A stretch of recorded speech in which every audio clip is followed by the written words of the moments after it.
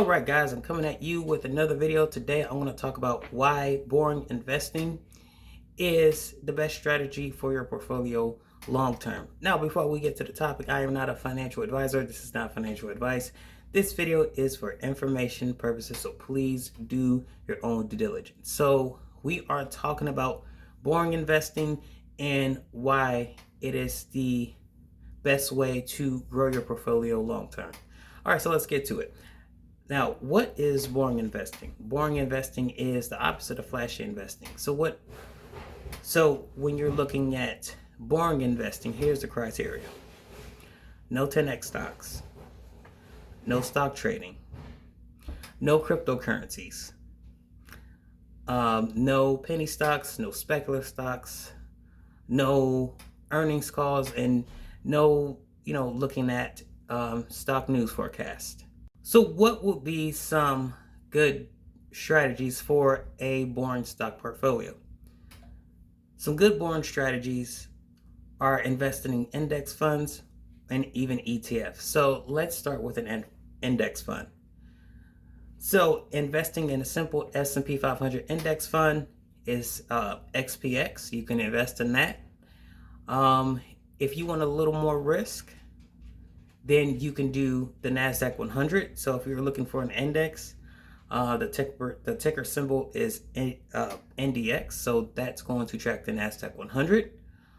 Also, there are some single stocks that are boring. And here are three. So we got Coca-Cola, we got Waste Management, and we have Clorox. Why are these types of investments considered boring? Well, number one, because they are profitable. They are profitable, but they have predictable and steady returns, right? And number two, they have a long track record of profitability. And last but not least, they have gone through many market downturns, many recessions, many depressions, many market pullbacks. So not only do these types of investments recover, but they also reach all-time high. So here's the problem with flashy investments. Flashy investments, number one, they have unpredictable returns. 1 year or even 2 years, you may have super high returns. And then a couple of years after that, you may see a flat line to zero returns.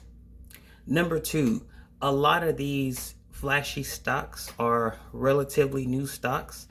So they don't have the information to back it up. They don't have the long-term capacity. They don't have the profits on the balance sheet. And then number three, when it comes to market downturns, these stocks are going to be hurt pretty bad. It can be so severe that a lot of these new flashy companies can go bankrupt, which means the stock price can tank, which means also that these flashy investments have a higher chance of being delisted. Okay, so let's look at Amazon stock. Now, Amazon stock has been out for a long time. Since inception, it has gone up over 6,000%. So which means if you were, invested in Amazon early, you would have made a lot of money. But here's the thing, just because it produces a whole bunch of returns in a couple of years, that does not mean it's going to happen year over year. So let's make a comparison. Let's compare SPY, which is the S&P 500, to the Amazon stock. So we're not going to go back to inception. We're going to go back in the past 5 years, right? So if we look at the 5-year chart, let's look at Amazon. Amazon only returned 19%. But if you look at the S&P 500, it has returned 75%. So this regular boring ETF, which is the S&P 500, it outperformed Amazon by a wide margin. So that just basically goes to show you Just because a stock or ETF explodes within a couple of years, that does not mean that there's not going to be any years where a boring investment will outperform that flashy investment. So I do totally understand with a lot of these flashy investments, you can get super high returns, but with those super high returns, it comes with super high risk. Yes, there have been people who have made millions of dollars off of meme stocks, off of Bitcoin. There are people that took their life savings and put it into Bitcoin, and now they have millions of dollars. Okay, fine. You can look at that person and say, "Oh, well, this person is lucky," but understand this: that investment could have went south, and if that investment could have went south, then they're screwed. I mean, I've even heard people taking out, using credit cards to buy a cryptocurrency. Yeah, they got rich off of it, but what if that investment went south? They would have been screwed.